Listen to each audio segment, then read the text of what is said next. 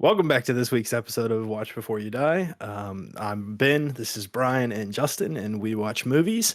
We review them for the internet, and we hope that we can tell you to watch them before you die, or we tell you not to watch them. So this week's episode was the 1976 film Carrie.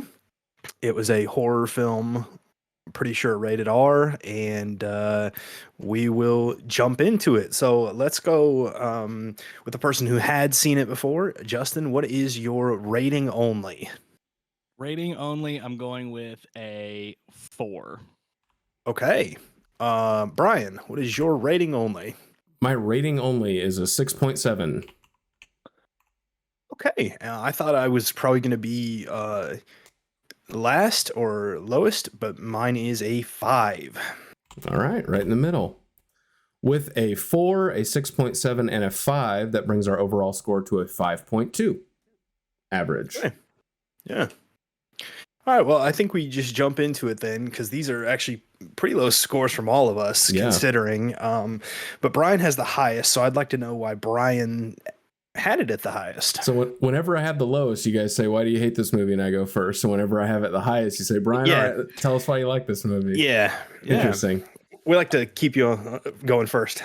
So the first thing I'll say about this movie is I can see why it was important to cinema. I understand why it made this list as movies that you should watch before you die, because it is one of Stephen King's earliest adaptations from book to movie. And so some of the stuff that they did in this movie was really important, I think, for films in the future.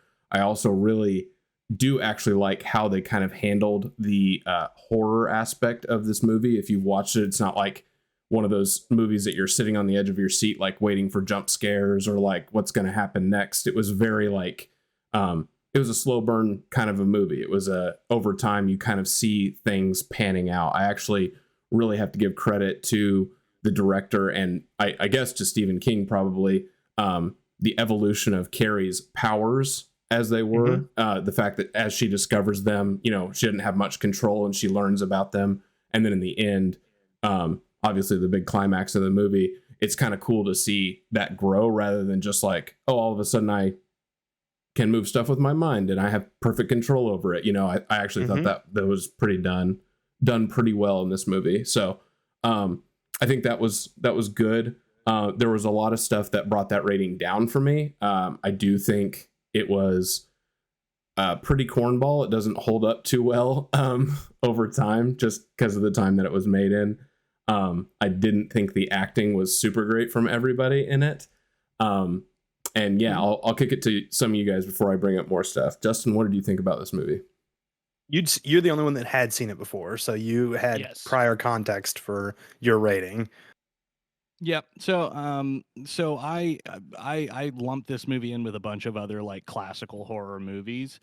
So I do give it grace in a lot of those reasons, right? Like, and it was also a movie from the 70s, and a lot of the practical effects are there's just no way they can pull off stuff like from the books. One of the things was from the book, the house gets destroyed by meteors or boulders flying from the sky. Obviously they couldn't pull that off. And so some of it just doesn't really fit. But they shot it in a way that would try to honor the book. There are aspects of like Stephen King's work, whether it's adaptations or the books, that I really like, but there are things that I absolutely hate about his work. And a lot of it is the sexualization of young women. I absolutely hate that stuff. And so for me, like the first 5 minutes of the movie is a locker room. And I get it. These women are way over 18. Sissy Spacek is, but if you don't know 27, but they're portraying 17 exactly. and around that age, right? They're portraying. It's a little bit minors. The same problem I have with TV shows like Euphoria, where it's like, even if the actors are of a certain age, that it's okay, or it's their choice to do this. The fact that they're portraying actresses and actors that would not be okay to do that kind of raises a little bit of a ethical question for me, where I don't know if this is that cool or that good of a thing to have. And yeah, the first 5-10 minutes of this movie are quite a shock if you're not like expecting that, because it goes pretty deep pretty fast.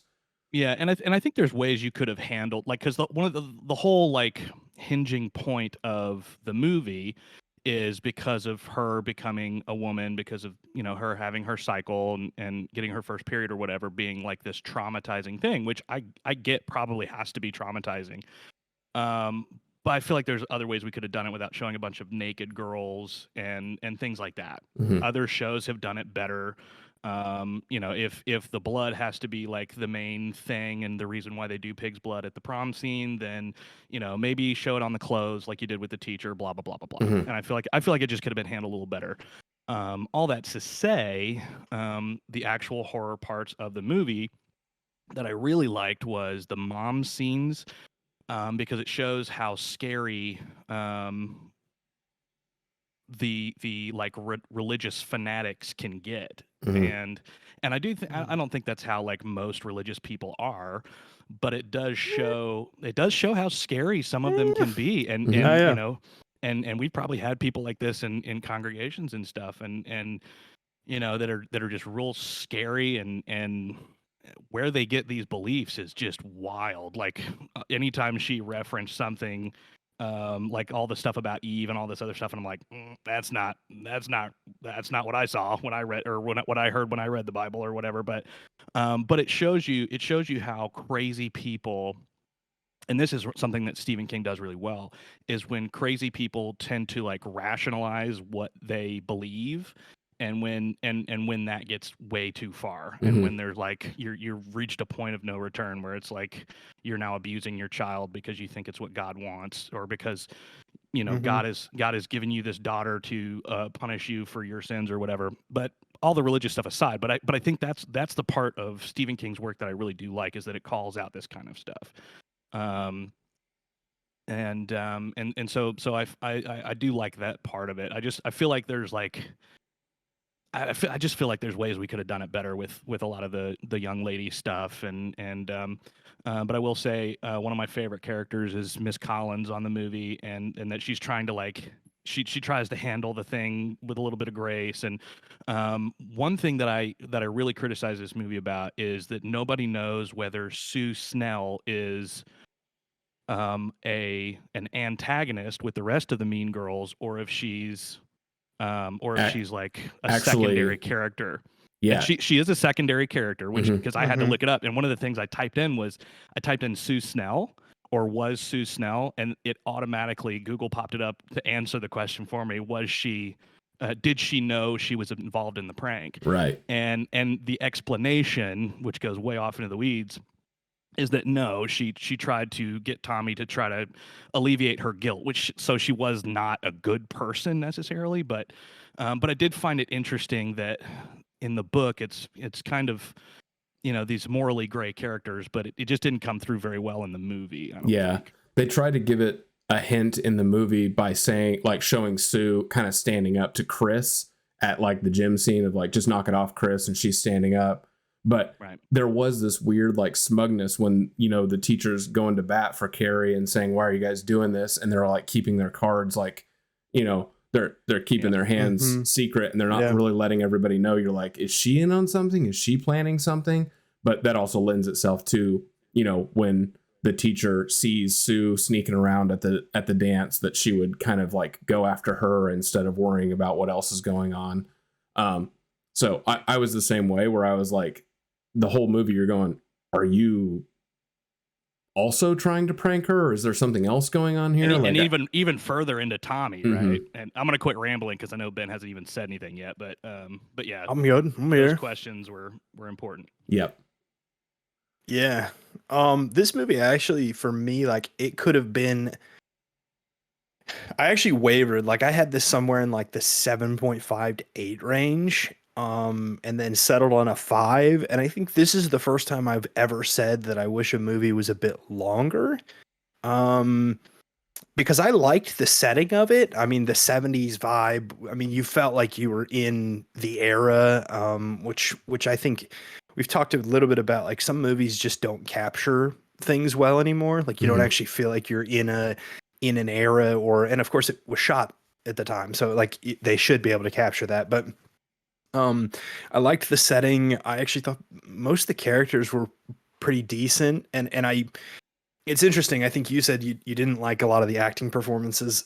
A lot of times when I watch older movies, and I don't know if it's just because they have aged, the acting feels more real to me because it feels less like acting and more like people just playing themselves in a movie, Hmm. which lends to a better immersion for me. It feels like you could be a part of the high school because it's like these people don't act very well. So it's like, oh, I knew somebody who acted like that, or I know somebody who, so I think it kind of, I enjoyed it.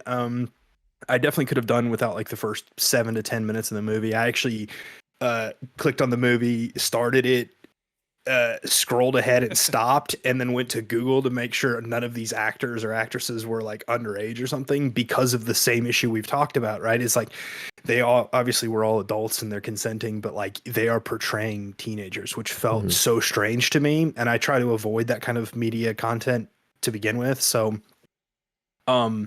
yeah, so that was interesting. But like, this is very much a movie where I wish there would have been a little bit longer, a little bit more time to expound upon the story, because at the end I kind of felt robbed. Like I didn't fully get the picture of what the movie should have been or was meant to be. And I mean, I know I could go read the book, but I'm not a big Stephen King fan. I've tried multiple times to read his novels, and I don't recommend it. I just don't like how Stephen King writes, to be honest with you. Like, he's one of those, he's good for some and not for others, and I just don't love his writing style. But yeah, it was a decent movie. Like I wish there was more to enjoy, and then I know they made a remake, but I'm not gonna watch the remake unless it pops up on this list. Right.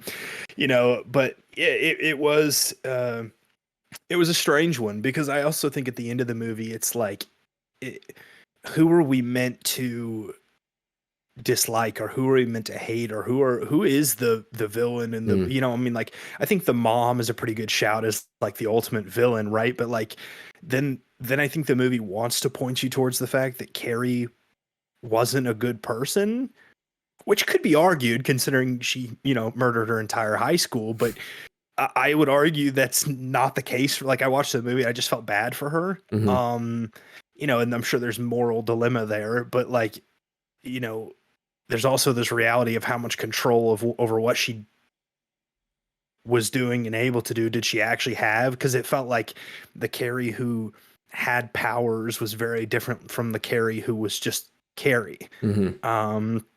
So yeah, it was interesting. I agree. I wish we could have got a little bit more of Sue's character, because again, I feel like she might have in the books been a more pivotal role comparative to what the movie showed her as. Because I felt like, again, there's like a redemption arc trying to happen. There's just not enough time to make it stick and feel solid. And so yeah, and then of course she's assuming she's also a character in a sequel movie. I don't know how many books there are, but she's in two other I was gonna say, I know they made like a Carrie 2 in moving into like the late 1970s or early 80s or something. So like I know they followed that story, but again, like we could have put that in this one. I'm not gonna go watch that. Sure. Yeah.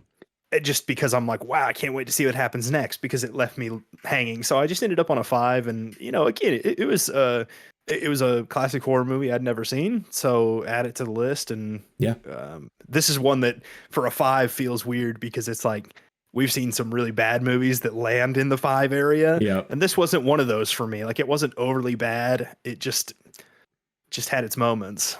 I'll piggyback a little bit on what you were saying about the acting, because something that I found most recently, we haven't done many movies, but the movies that get adaptations from books, what I find is the characters feel so much deeper than some of the movies that don't have a book like backing. Like, I can believe, kind of like what you were saying, I can believe each and every one of the characters. The problem is the acting on top of those characters feels paper thin to me. And so it's really hard for me to necessarily buy the professor in the class who's just like, Tommy, did you say something, Tommy? Like, it's just not great acting, But I totally get what you mean, where it's like, I feel like I could be in that high school, or I feel like, I could know those people or whatever. So I did like that. Another thing I wanted to mention for sure was the girl who never takes off her red hat. What are we doing? Yeah. I don't know if they just didn't have faith in the audience to like realize that people could look different. Like if we don't show this girl without her red hat on in volleyball, they won't know it's and her. PE and detention and man. At the prom. At prom in her dress, she's wearing the red hat. Yeah.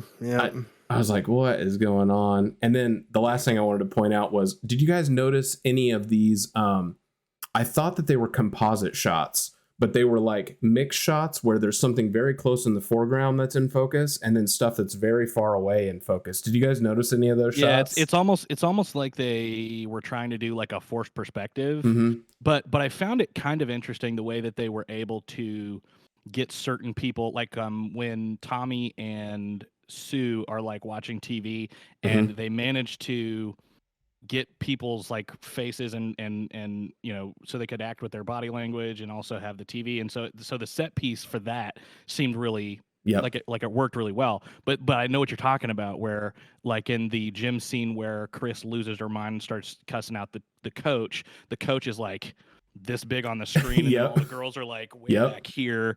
And so she storms forward and then she's just like right up next to her head or something. The other one that comes to mind is if you look at the thumbnail of this video, Tommy is very close to the frame and Carrie is sitting 2 or 3 seats back and perfectly in focus also, but very, very small. And this was before like they really had perfected like wide angle lenses. And so what I thought they did was they filmed it twice, just once with the focus pushed back and once with the focus pushed forward, and stitch those two together. But I found out that the director was experimenting with split focus lenses where he could actually knock focus into 2 places on the same frame. And so they use it a couple of places. And for whatever reason, it kind of made me feel sick on those scenes just because it was a little bit like disorienting. But I did think it was interesting that they were trying stuff like that. Like the fact that they could ramp off focus, like off of Tommy's face back to Carrie or off the coach back to that group of girls and keep everybody in focus. It's pretty cool to see some of the camera stuff that they were doing. I really like stuff to like make it work. But I didn't notice. It is a bit jarring at times, especially with that. The TV scene was, I literally thought that maybe they had a giant TV that they put with Sue studying and then a tiny TV that they set with Tommy like sitting on the floor, and then stitch that together to where they could like line up the edges of the TV. That's how I thought they put that together. But just interesting to me. I like seeing that kind of stuff. It's kind of fun. I guess I should pay attention more. I didn't notice. But anyways, that was Carrie. That's our ratings. If you've seen the movie, put your ratings. This is one probably a lot of people have seen at some point, just because it is kind of a cult classic. Obviously, I'll also say if you want to watch this movie, like if you're planning to watch this movie, I wouldn't Google any like screenshots or anything. Oh yeah, it will. It's old enough and cult classic enough that I feel like some screenshots are very spoilery, and so if you care about like getting any of the movie spoiled for you, I wouldn't look up too much. But also, I wouldn't recommend watching this movie if you're asking me, should I watch this one? I don't think so. And our other recommendation, I think all 3 of us would agree, be skip the first 6-7 minutes and just know that part of the plot is, you know, Carrie getting her period, and that's kind of the basis of the beginning, because it really is not worthwhile to watch. You don't gain anything new or extra from watching the first 6-7 minutes. And the teacher and the principal talk in detail about. They talk about it anyways. So skip to the office scene, because it's also got a couple of weird close-ups with her in the shower, and I'm just like, why am I looking at this? What's going on? It was a weird, jarring start. Yep. So let's get a new movie. See what we get. Watch, it'll be like Carrie 2 or something. Just to screw with us. All right. Every time we join together, we roll for a new movie. We have 1,232 movies remaining on our list. Let's go high. This movie will be number 452. Nope. That's early. Pretty low. It's 60s. It is 60s. It is a 1965 movie called Repulsion. Repulsion. Repulsion. All right, let me pull it up really quick. The locker room scene of Carrie was repulsing. Yeah, this is let's just go ahead and say we're probably going to skip this one and roll for another one. I don't even feel comfortable reading the tagline. It has lots to do with violence, rape, and sex. That's Yikes. literally in. So let's roll another one and go It again. may be We'll a just hard cross that one pass off. for this one. We're gonna Calling do it a We'll quick cross that one off redo. the list. 471. 471. That is not too different from the first, but 471 Hopefully is less sexuality. Ooh, I think we've all heard of this movie, 1966, The Good, the Bad, and the Ugly. Yeah. Let me pull that one up. You say Yeah. that. I don't think I've ever heard of this. The good, the bad, and the ugly. That's the three of us. That's You right. figure out which the good, one, the leave it bad, in and the the comments. ugly. Vote for it the in the Good, the Bad, and comments. the Ugly is a 1966 Italian epic spaghetti western film starring Clint Eastwood. I have never heard of it, so you're welcome. It is. I love you, man. It This is is a a great classic movie. I believe I have seen this one. And it's been referenced many times, so I've definitely heard of it. But I am curious. If you know us, if you've been along for the ride at any point with us thus far, I would love a comment below of who of the three of us is the good, who is the bad, and who is the ugly. Because that would make my day. That's deep. That's deep. All right. Well, we will see you next week with the Good, the Bad, and the Ugly. And if you want to join us, watch along. Da, da, da, da, da, da, da, da, da, da.